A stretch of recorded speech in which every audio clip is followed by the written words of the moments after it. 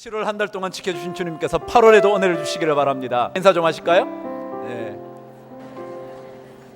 우리 2층에 계시는 분들 우리 손 한번 흔드십시다. 반갑습니다. 네, 할렐루야. 주님 다시 오시는 그날까지, 주님 다시 오실 때까지 나는 이 길을 가리라. 좁은 길 나의 십자가 지고 나의 가는 이 끝에서 나는 주님을 보리라. 영광의 우리의 주님 우리를 맞아주신 주 기대하며 주님 나아갑니다. 주님 다시 오실 때까지 나는 일어나 달려가리라. 주의 영광 온 땅 덮을 때 나는 일어나 노래하리. 내 사모하는 주님 온 세상 구주시라. 내 사모하는 주님 영광의 왕이시라. 주님 다시 오시는 그날까지, 주님 다시 오실 때까지 나는 일어나 달려가리라. 주의 영광 온 땅 덮을 때 나는 일어나 노래하리. 내 사모하는 주님 온 세상 구주시라. 내 사모하는 주님 영광의 왕이시라. 영광의 왕이시라. 영광의 주님을 찬양합니다. 영광의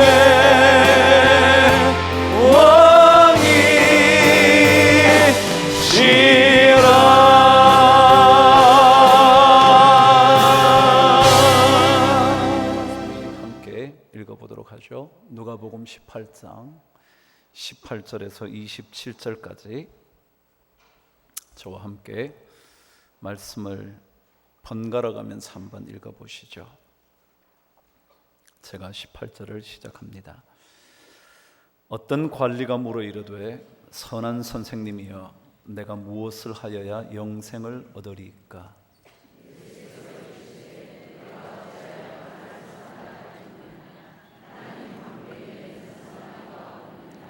내가 계명을 안 하니 간음하지 말라, 살인하지 말라, 도둑질하지 말라, 거짓 증언하지 말라, 내 부모를 공경하라 하였느니라.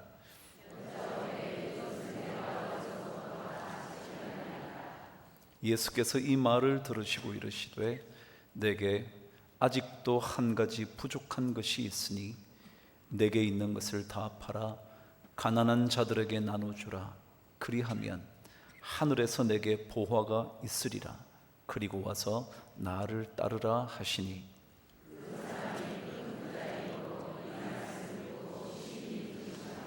예수께서 그를 보시고 이르시되 재물이 있는 자는 하나님의 나라에 들어가기가 얼마나 어려운지.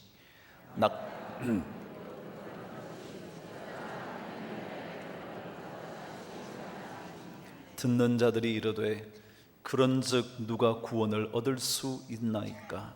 이르시되 무릇 사람이 할 수 없는 것을 하나님은 하실 수 있느니라.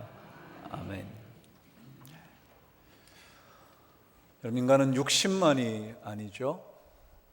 몸뚱아리만 가진 존재가 아니란 말이죠.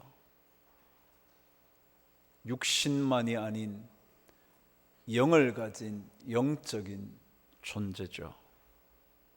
그래서 사도 바울은 끊임없이 육을 따라 사는 삶과 영을 따라 사는 삶에 대하여 말씀하면서 우리의 영적인 삶을 살아가는 그 속에도 끊임없이 육의 법칙을 따라가는 삶이 우리 영적인 삶과 갈등하는 거라고. 그래서 영적인 법칙을 쫓아 살면서도 육적인 법칙을 쫓아 살려는 또 다른 존재와 끊임없이 투쟁하며 살아야 한다고 성경은 사도 바울을 통하여 말을 했죠. 그래서 우리가 육신의 몸뚱아리만 가진 존재가 아니라면 육신을 채우는 것만으로는 결코 온전한 인간이 될 수가 없겠죠. 육신을 채우는 인생이 되기만 한다면 그것은 기형적인 존재일 것이고 추한 인간이 되고 말 것입니다. 육신을 채운다고 해서 삶이 채워지는 것은 아닙니다. 아니, 육신은 채우면 채울수록 점점 더 거대한 허공 하나가 생깁니다. 그것을 가리켜 공허함이라고 말하기도 하고 허무함이라고 말하기도 하죠. 그래서 인간은 육을 채우는 것만이 아닌 영을 채워야 합니다. 근데 이 영혼을 채우려면 영혼의 법칙을 알아야만 영혼이 채워집니다. 육신은 육신의 법칙, 이 세상의 법칙 따라 살면 채워질 수 있을지 모르지만 영혼의 법칙은 영혼의 법칙을 따라가지 않고는 채워질 수 없는 그런 삶을 가지고 있는 거죠. 그래서 영적인 법칙, 영적인 진리, 오늘 찬송 그대로 이 진리에 살게 될 거라는 그 진리가 과연 무엇인지 오늘 한 관리에 관한 이야기를 통하여 묵상해 보도록 하죠. 어느 날 관리가 찾아옵니다. 그리고는 묻습니다. 선한 선생님, 제가 무엇을 하여야 영생을 얻겠습니까? 물었습니다. 여러분, 이 질문은 전적으로 육신의 법칙을 따르는 질문입니다. 왜냐하면 이 땅의 법칙은 무언가를 하면 무언가가 따라오게 되어 있게 되는 것, 그게 이 땅의 법칙입니다. 땀을 흘리면 어떤 경우는 수익을 얻을 수 있게 되는, 육신을 위하여 땀을 흘리면 건강한 몸을 얻을 수도 있는, 그래서 무언가를 하면 무언가가 주어진다고 생각하는 육신의 법칙에 따른 질문이었죠. 그래서 무엇을 하면 됩니까? 그런데 그 질문은 맞부딪히는 질문입니다. 잘 보십시오. 어떻게 영생을 얻겠습니까? 영생이라는 질문은 영혼의 법칙의 문제입니다. 근데 무엇을 해야 하는가는 이 땅의 법칙입니다. 그러니까 무엇을 함으로써 영혼의 원칙을 만족시킬 수 있는가라는 상반된 질문을 하고 있는 겁니다. 다시 말하면 관리는 영혼의 문제조차 이 땅의 법칙대로 하면 풀어질 것이라고 생각한 것 같습니다. 영혼의 법칙을 이 땅의 법칙 가지고도 풀어갈 수 있다고 생각한 것 같습니다. 그래서 무엇을 하면 영생을 얻겠습니까? 여러분, 아니요, 이렇게 질문하기보다 사실은 주님, 어떻게 하면 영생을 얻을까요? 라고 질문하는 게 맞았을 겁니다. 무엇을 해왔던 인생, 무엇을 하면 이 정도 되는 인생, 열심히 땀을 흘렸더니 부자가 된 관리, 그는 세상의 법칙을 가지고 영혼의 질문을 던진 겁니다. 그래서 주님께서 그 질문을 들으시고는 이 세상의 법칙 따라 묻는 그 질문을 들으시고 세상 법칙대로 한 가지를 말씀하는 겁니다. 그래? 계명을 다 알고 있을 텐데 간음하지 말라, 살인하지 말라, 도둑질하지 말라, 거짓 증언하지 말라, 내 부모를 공경하라, 그거 다 들었을 텐데 라고 육신의 법칙을 이야기해 줍니다. 그랬더니 아니나 다를까 그건 제가 어릴 때부터 다 지켰습니다 라고 말한 겁니다. 그런데 주님이 어떻게 대답하시냐면, 그래, 참 잘 지켰네. 그런데 너에게 아직도 한 가지 모자라는 게 있어. 그런 겁니다. 여러분, 영혼의 법칙 첫 번째는요, 어떤 행위로도 영생을 얻을 수는 없다는 겁니다. 이게 영혼의 법칙입니다. 어떤 것을 해도, 아무리 이것을 하고 저것을 하고 저것을 해도 주님께 질문을 드리는 순간 주님이 말씀하십니다. 아직도 한 가지 모자라는 게 있다고. 여러분 한번 물어보십시다. 범죄인이 되는 것은 100가지 범죄를 다 저질러야 범죄인이 됩니까? 아니면 그 중에 한 가지만 저질러도 죄인이 됩니까? 여러분, 만일 법적으로 100가지를 세워놨다 그러십시다. 이것이 범죄라고, 이것이 사형에 해당한다고 적었다 그러십시다. 그런데 100가지를 다 하면 사형을 선고합니까? 아니면 그 중에 한 가지만 범해도 사형을 선고합니까? 그래요, 상식이죠. 오늘 이 관리는 자기 자신이 이걸 했다는 거죠. 살인도 안 했고 간음도 안 했고 뭐도 안 했고 마치 바리새인처럼 똑같은 얘기를 합니다. 근데 주님이 말씀하십니다. 그런데 아직 한 가지 부족한 게 있어. 여러분, 영생의 문제는 우리가 그 무언가를 끊임없이 하고 한다 해도 언제나 모자라는 게 있을 수 있다는 거예요. 그래서 그것 가지고는 영혼의 문제를 해결할 수가 없습니다. 여러분, 영의 문제는 행위로 해결되는 것이 아닙니다. 이제까지 흠없이 살아왔다고 자부한다고 해서, 내가 어릴 때부터 다 지켜왔다고 해서 영의 문제를 만족시킬 수 없습니다. 왜냐하면 언제나 모자라는 게 있게 되기 때문에 그렇습니다. 여러분과 저에게 무언가가 부족한 그게 있다는 거예요. 여러분은 저에 대하여 모르지만, 저는 여러분에 대하여 모르지만 주님은 여러분에게 부족한 것이 무엇인지를 분명히 알고 계십니다. 선한 삶이 영혼을 건지는 것이 아닙니다. 선한 행위를 했다고 자부할 만한 인생을 살았다 해서 그것이 구원의 자격을 주는 것은 아닙니다. 언제나 아직도 부족한 한 가지가 있기 때문에 그렇습니다.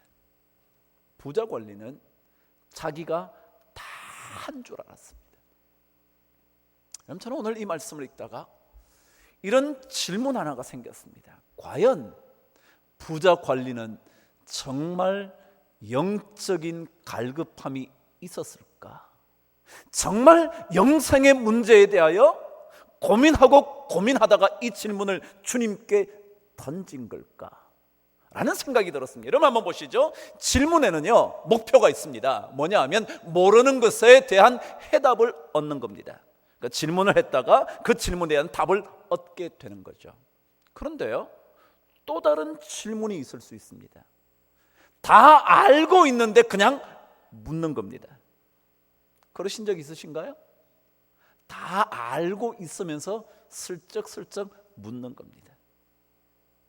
모르지 않습니다. 답을 얻으려고 한 것이 아닙니다. 이미 다 알고 있는 것을 계속해서 묻는 겁니다. 혹은요, 어떤 사람은 질문을 통하여 자기 자신이 다 알고 있음을 알리고 싶어서 질문합니다. 내가 다 알고 있다는 거죠. 다 알고 있으면서 다 알고 있다고 말하기는 민망하니까 마치 모르는 것처럼 아는 것을 쫙 늘어놓으면서 질문합니다. 그런 경우 있나요? 있으셨을 거예요. 오늘 이야기가 마치 이 관리가 자기가 이제껏 행한 것이 이만큼이라는 것을 알리고 싶어서 주님께 질문하는 것처럼 보입니다. 왜냐하면 여러분, 이 18장의 이야기, 부자 관리의 이야기 전에 있었던 이야기 몇 가지가 뭐냐면 바리새인의 이야기, 어린 아이에 대한 이야기입니다. 바리새인의 이야기가 뭐였냐 하면 자기 자신은 모든 것을 행했다고, 저런 사람과는 다르다고, 나는 충분히 구원의 자격이 있다고. 근데 주님은 그 사람이 아니라 저 사람이 의롭다 함을 얻고 되돌아갔다고. 또 한 가지는 어린아이요, 전적으로 누군가에게 의존할 수밖에 없는 존재요. 이 존재가 아닌 사람은 하나님 나라에 들어갈 수 없다고요. 무언가 자기가 의존할 것들이 굉장히 많은 인생을 살았다고 생각하는 사람일수록 하나님 나라에 들어가기가 어렵다고요. 그런 얘기를 계속 진행해 옵니다. 그러다가 오늘 부자의 이야기, 부자 관리의 얘기도 거기에 딱 들어맞는 겁니다. 내가 어릴 때부터 다 했습니다. 그래서 처음 질문부터 그런 겁니다. 선한 선생님이요, 당신을 많은 사람이 선하다고 그러더군요. 속으로 나도 그런데 당신만 무슨 영생에 대하여 말할 자격이 있습니까? 나도 그런데. 그래서 이렇게 묻잖아요. 내가 무엇을 하면 될까요? 왜요? 자기는 해온 게 너무 많거든요. 그래서 이것 하라 그러면 자기는 아니나 다를까 어릴 때부터 그건 다 했습니다 라고 말할 수 있거든요.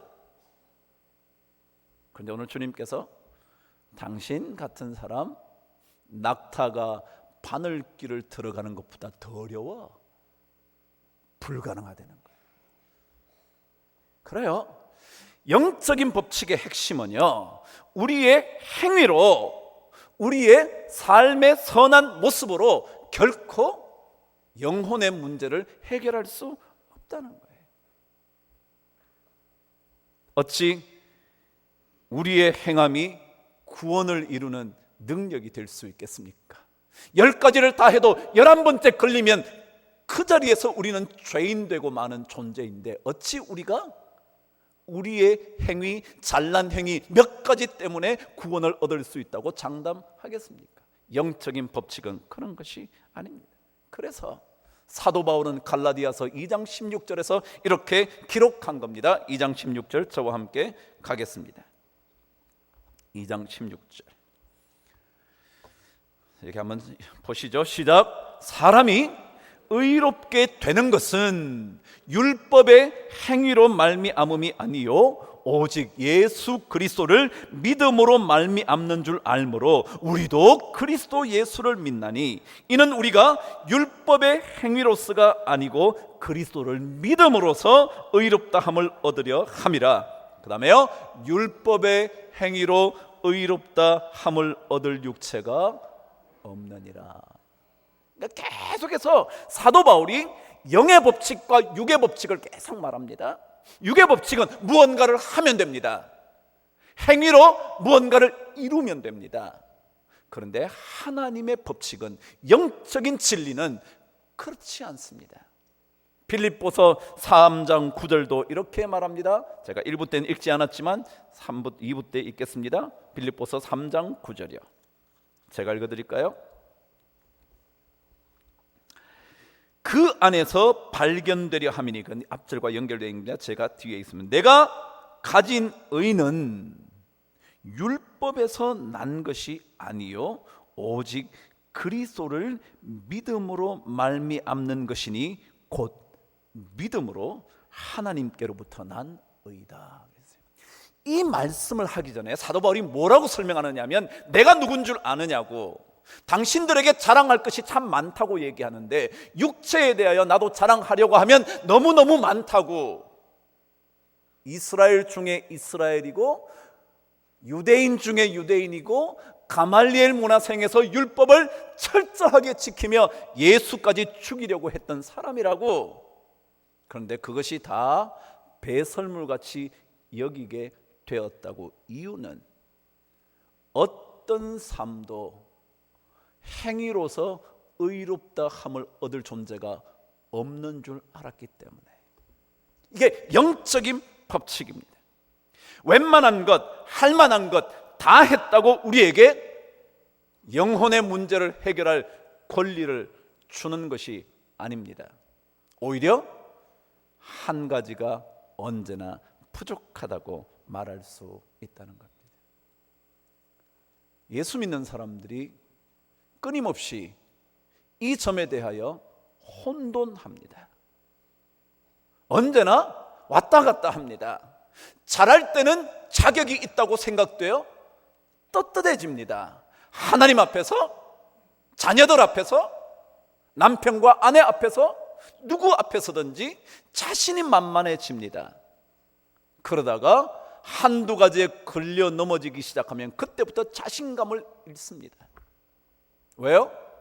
이 세상의 법칙, 육신의 법칙을 쫓아 살기 때문에 그렇습니다. 예수는 믿었는데, 믿고는 사는데 여전히 영적인 진리의 법칙을 따르는 것이 아니라 이 땅의 육신의 법칙에 따라 살기 때문에 행위가 잘된 날은 하나님 앞에서뿐만 아니라 사람 앞에서 당당하다가, 그렇지 않을 때는 마치 자기 자신이 구원에서 벗어나 버린 존재인 것처럼까지 생각하게 된다. 그래서 우리의 영적인 법칙을 따라 사는 사람들은 결코 이 행위로 구원의 문제를 건드릴 수가 없고, 행위를 만족시킨다고 그래서 그것 때문에 우리의 삶이 영혼의 문제까지 건져낼 수 있다고 생각지 않는 겁니다. 이것이 영적 진리에 눈뜨는 첫 번째 길입니다. 그런데 오늘 성경은 주님께서 그 관리에 대한 이야기에 한 가지 부족한 얘기를 꺼내시면서 두 번째 영적인 법칙을 우리에게 가르쳐 줍니다. 오늘 저와 함께 18장 다시 한번 가보시죠. 22절, 23절 저와 함께 읽겠습니다. 시작. 예수께서 이 말을 들으시고 이르시되 내게 아직도 한 가지 부족한 것이 있으니 내게 있는 것을 다 팔아 가난한 자들에게 나눠주라. 그리하면 하늘에서 내게 보화가 있으리라. 그리고 와서 나를 따르라 하시니 그 사람이 큰 부자이므로 이 말씀을 듣고 심히 근심하더라. 여러분 한번 보시죠. 자, 한 가지 부족한 것이 있답니다. 그게 뭐냐 그랬더니 가지고 있는 재물을 다 팔아서 나눠주는 거랍니다. 여러분 하실 수 있겠어요? 여러분 하시나요? 아니요, 못하죠. 누가 들어도 못하는 거죠. 근데 그렇다면 정말 이것을 주님께서 원하시는 것일까요? 여러분 구원을 얻기 위하여 여러분 자신의 모든 재물을 다 팔아 가난한 자들에게 나눠줘야 하나요? 아니잖아요. 그럼 이게 무슨 말이죠? 왜 다 팔아주고 나를 따라오라고 그랬을까요? 마치 그것이 구원의 조건인 것처럼 왜 말씀하셨죠? 여러분 오늘 이 자리에 오신 것이 여러분의 모든 재산을 다 팔아서 나눠줬기 때문에 지금 구원받아서 여기 있나요? 아니잖아요. 근데 왜 이 말씀을 하셨죠? 그것은 오늘 이 말씀은 영적인 법칙 두 번째입니다. 재물을 의지하지 않는 인생이 되라, 그 얘기입니다. 다시 말하면 재물을 의지함으로 인하여 하나님을 의지하지 않게 되면 그것이 구원받을 수 없는 길이라는 말이지, 다 팔아서 나눠주지 않으면 구원받지 못한다는 말이 아니라는 거예요. 여러분 재물이라는 단어는 여러분이 아신 대로 맘몬이라는 단어이죠. 그죠? 들어보셨죠? 맘몬이라고 다 들어보셨나요? 그 헬라어로는 맘모나스라는 단어인데 이 단어의 원래 단어는 어디에서 유래된 단어냐 하면 이 단어는 아람어인데 아람어 유래된 단어가 아만이라는 단어입니다. 아만. 이 아만이라는 단어의 뜻이 뭐냐 하면 그 누군가를 혹은 그 무엇을 신뢰하는 것, 그것을 가리켜 뭐라 그런다고요? 아만이라 그러는데 그것이 발전돼서 뭐가 됐다고요? 만몬이 됐다. 그 얘기는 만몬이라는 것은 재물, 돈, 소유의 문제만이 아니라 그 누군가를, 그 무엇을 신뢰하게 될 때 그것을 가리켜 뭐라 그런다? 만몬이라 그런다. 다시 말하면 하나님 외에 다른 어떤 것들을 신뢰하고 그 누군가를 의지하게 될 때 그것을 가리켜 뭐라 그런다? 만몬이라 그런다. 그래서 주님께서 하나님과 재물을 겸하여 섬기지 못한다 그랬죠? 왜요? 하나님을 의지하든지 아니면 다른 것을 의지하든지 둘 중에 하나거든요. 그러니까 오늘 이 말씀은 주님께서 가난한 자들에게 다 팔아서 나눠줘라 그런 뜻이 아니라 당신이 하나님을 의지할 거냐 아니면 다른 어떤 것을 의존하고 살 거냐 그거 결정해라 라는 거예요. 영적인 법칙 두 번째요. 그게 뭐냐면 영적인 법칙은요, 하나님의 원칙대로 살려고 하는 사람들은 하나님 외에 다른 것들을 의지하고 살지 않는다. 그 말이 팔고 다 집어치우고 그냥 산으로 들어가고 어디로 가고 그런 게 아니라 가지고 있음에도 불구하고 뭐라고요? 그것을 의존하지 않는다. 그것을 위하여 땀을 흘리지만 그것에 매달려 살지는 않는다 라는 뜻이 영적인 진리라는 거죠. 그래서 전도서에 보면 왜 우리가 이 재물을 의존하지 말아야 되는가, 이 만몬을 없애야 되는가, 왜 이 만몬을 다 팔아 없애버려야 되는가, 이렇게 설명을 합니다. 전도서 5장 10절입니다. 읽어보시죠. 찾으셨나요? 전도서 5장 10절. 여기 아마 나올 거예요. 전도서 안 나오면 찾으시든지. 시작. 은을 사랑하는 자는 은으로 만족하지 못하고 풍요를 사랑하는 자는 소득으로 만족하지 못한다 그랬어요. 뭐라 그랬냐면 은, 아까 뭐랬죠? 그게 만몬이죠. 풍요, 소유의 많음, 풍요로움, 그게 뭐죠? 만몬이죠. 그것을 사랑한다는 것, 거기에 의지하고 거기에 매달리는 것, 그것으로는 절대로 뭐가 오지 않는다?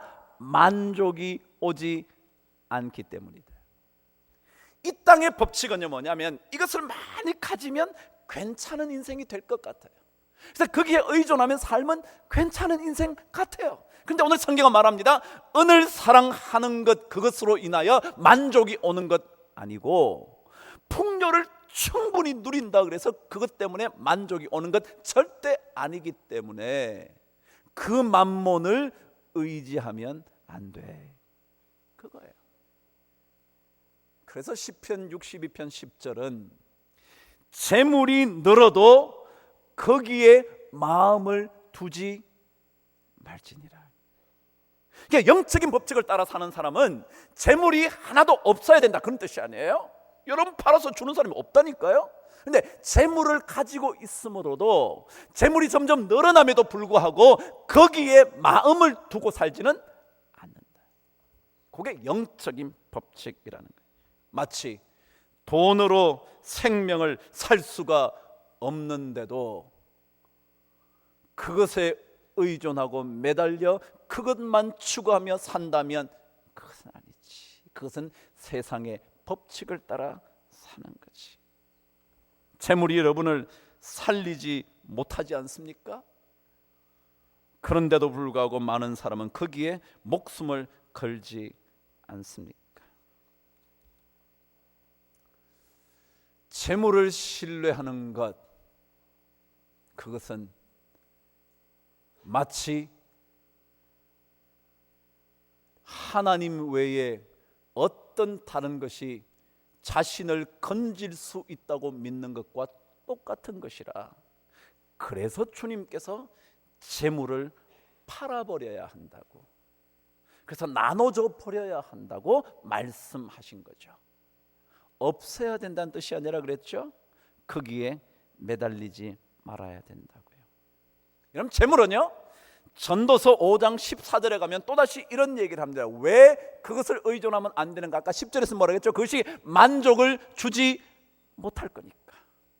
14절 저와 함께 읽습니다. 전도서 5장 14절.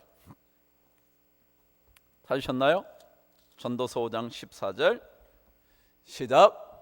그 재물이 재난 당할 때 없어지나니 비록 아들은 낳았으나 그 손에 아무것도 없느니라. 그래서요, 첫 번째 뭐라고 하냐면 그 재물이 재난을 당할 때는 뭐 한다고요? 없어져 버린다. 그래서요, 제가 가지고 있는 성경 중에 대한성서공회에서 만든 관주 해설 성경이 있습니다. 그 성경을 펼쳐 읽으니까 거기에 이렇게 설명을 붙여놨더군요. 이 14절의 앞부분은 이렇게 번역해야 한다고. 그러고는 이렇게 적었습니다. 왜 우리가 재물을 의지하지 말아야 되느냐 하면, 왜냐하면 사업 한번 잘못하면 재물을 잃기 때문이다. 이렇게 번역해야 돼. 재물이 뭐라고요? 재난을 당하면 없어진다는 말을 어떻게 번역해야 되냐면, 사업 한번 잘못하면 뭐 한다고요? 재물이 없어진다. 재물이 잃어버리기 때문에 그렇다. 여러분 그렇지 않나요? 사업 잘 되다가 한번 망하면 대부분 부도 아닙니까? 돈 잘 벌다가 건강 한번 잃어버리면 삐끗하면 끝장 아닙니까? 근데 왜 우리가 그것을 의존하느냐 말이죠. 그것이 왜 만몬이 되냐 말이죠. 왜 우리의 의존할 대상이 되냐 말이죠. 그것을 없앨 때 영적인 진리에 눈을 뜨게 된다는 거예요. 그렇게 되면 하늘의 보화가 우리에게 쌓인다는 거죠. 여러분, 하늘의 보화가 이 땅의 법칙처럼 이 땅의 물질을 의미하는지 아닌지 저는 몰라요. 그것이 어떨 때는 물질일 수도 있을지 모르지만 아닐 수도 있어요. 아무튼 그것은 제가 정확하게 모르지만 하나님 외에 다른 것들 의존하는 것을 포기하면 분명한 것은 하나님 나라의 보화가 쌓이게 된다. 그러면 하나님을 따를 수 있는 삶을 살게 된다. 영적인 법칙에 따른 인생을 살아갈 수 있다. 그런 얘기예요. 우리는 언제나 예수를 믿으면서도 세상의 법칙에 따른 보상을 요구하죠. 그래서 제가 열심히 기도하고 신앙생활 잘하고 애를 쓰면 이것이 주어질 거라고 생각하죠. 이게 세상의 법칙에 따르는 생각입니다. 그러나 영의 법칙은 그런 것이 아니라 모든 것 제외한 하나님을 의지할 때 나의 인생에 하늘의 보화가 쌓일 것이고, 그것 때문에 나는 하나님을 잘 쫓아갈 수가 있다. 왜요?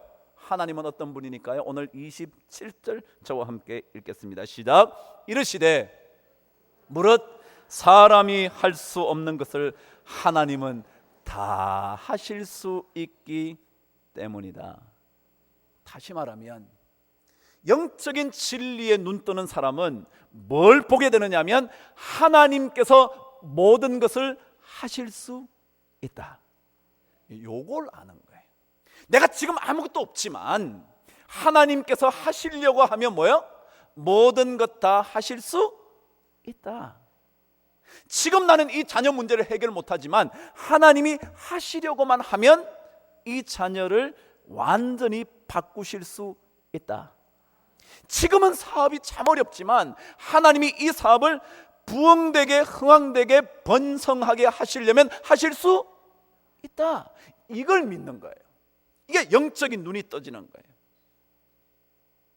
여러분, 꼭 돼야 한다고 생각하는 것은 세상의 법칙에 따른 생각이고요, 영의 법칙에 따른 생각은 지금 되든지 안 되든지 하나님은 뭐든지 하시려고 하면 돼.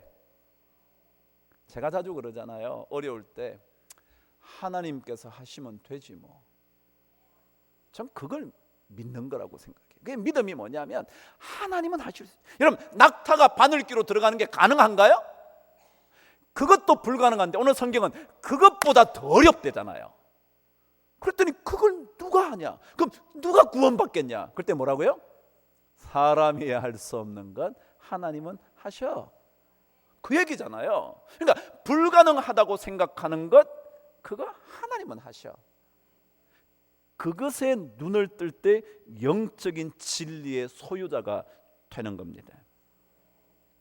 제가 1부 때 안 읽었지만 시간이 없어서 예레미야 32장 한번 가보시죠.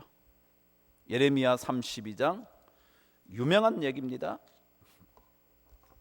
17절 27절 다 한번 읽어보시죠.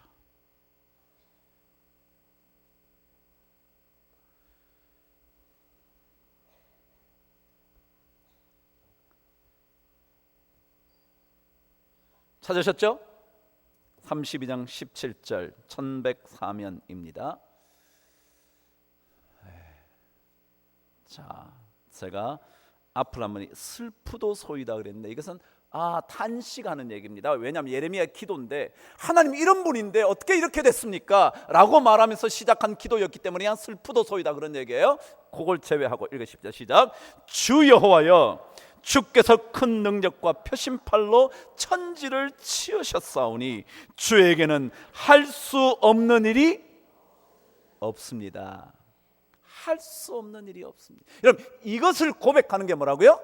영적인 법칙 따라 사는 사람이에요. 여러분, 되냐 안 되냐의 문제가 아니라 되든지 안 되든지 문제는 접어두고 하나님은 하시려면 하셔, 그거예요. 그래서 그 믿음으로 무엇이든지 최선을 다하는 거예요. 잘 되고 안 되고는 뭐 난 모르겠고 뭐요? 하나님이 하시려면 돼. 27절 저와 함께 읽겠습니다. 시작. 나는 여호와여 모든 육체의 하나님이라 내게 할 수 없는 일이 있겠냐? 이게 하나님 말씀이거든요. 그러니까 우리는 그것을 고백하는 게 영적인 법칙 따라가는. 다시 한번 떠요. 욥기 42장 갑니다. 똑같은 얘기가 반복입니다. 성경은 이것을 기억해야 영적인 삶을 사는 것이라고 가르쳐 줍니다. 욥기 마지막 42장 2절이요. 803면입니다. 1절을 제가 읽을 때 2절을 여러분 함께 읽으시죠. 욥이 여호와께 대답하여 이르되 시작. 주께서는 못하실 일이 없사오며 무슨 계획이든지 못 이루실 것이 없는 줄 압니다. 이게 영적인 진리에 눈뜬 사람입니다. 제가 그랬잖아요. 세상의 법칙에 따르는 사람은 내가 기도했으니까 돼야지, 100일 기도했으니까 돼야지, 3천 번제 뭐 3천 뭐라고요? 뭐죠?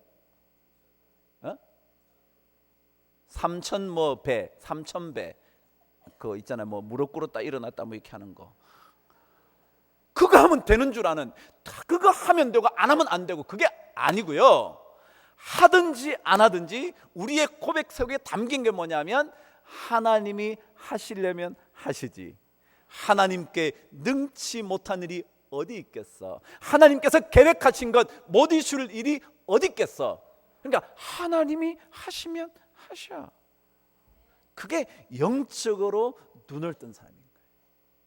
그래서 우리가 영의 진리에 눈을 뜨고 나면 되고 안 되고의 문제를 뛰어넘는 거예요. 되는 것은 되는 거고 안 되는 것은 안 되는 거지만 그것과 관련 없이 여전히 하나님은 모든 것을 하실 수 있다 라고 그게 고백하는 거예요. 자꾸 뭐 내 자식이 안 돼도요, 하나님께서 저 자식 고치려면 대번 고치지 뭐. 그러니까 그 자식을 보면서 소망이 생기는 거예요. 왜요? 하나님의 계획은 하시고 나면 안 될 일이 없으니까. 안 하시고 계시는 것은 하나님의 지금 조금 때를 두고 보시는 거겠지. 그게 영적인 눈이 뜨여지는 거예요. 여러분, 재물 팔으라는 거 아니에요? 재물 다 포기하라는 거 아니에요?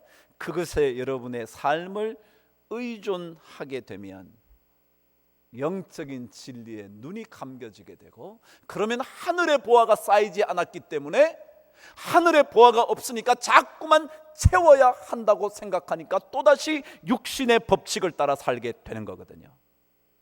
그러나 만일 모든 것 하실 수 있는 하나님 그분을 신뢰하기 시작하면 그분에게 능치 못함이 없는 줄 고백하게 되면 그때부터 내 삶 속에 하늘의 보화가 가득 채워지기 시작하거든요. 그러면 그때부터 주님 따르기가 얼마나 수월해지는지 그 얘기를 주님께서 하시는 거죠. 구원의 문제요, 하나님이 하시려면 하는 거예요. 낙타가 바늘기가 못 들어가도요, 하나님이 하시려고 하시는 거예요. 그래서 이 진리에 살겠네, 옳은 길, 의의 길, 그 길은 주님께서 보여주신 길인 줄 알고 걸어갈 때 그 사람이 영의 사람으로 살아갈 수 있게 될 줄 믿습니다. 오늘 한 주간 동안 이 영적인 법칙에 다시 한번 눈을 뜨시고 세상을 향하여 담대히 걸어가시게 되기를 주님의 이름으로 축복합니다. 기도하겠습니다. 하나님 아버지, 하나님을 따라 산다고 말하지만 이 세상의 법칙이 우리 삶을 얼마나 얽어매는지 하나님 아버지 다시 한번 깨닫게 해주셔서 감사합니다. 무슨 일을 하든지 간에 주님께서 계획하신 일이라면 다 될 줄 믿사오니 이 믿음으로 세상을 향하여 조금도 주저함 없이 나아갈 수 있도록, 전진할 수 있도록 도와주시옵소서. 하나님께서 도우시면, 하나님께서 허락하시면 이것도 하고 저것도 하리라고 하여야 한다고 가르쳐 주셨사오니 주여, 주께서 원하시는 대로 우리의 삶을 옮겨가게 하여 주시옵소서. 예수님 이름으로 기도드리옵나이다. 아멘.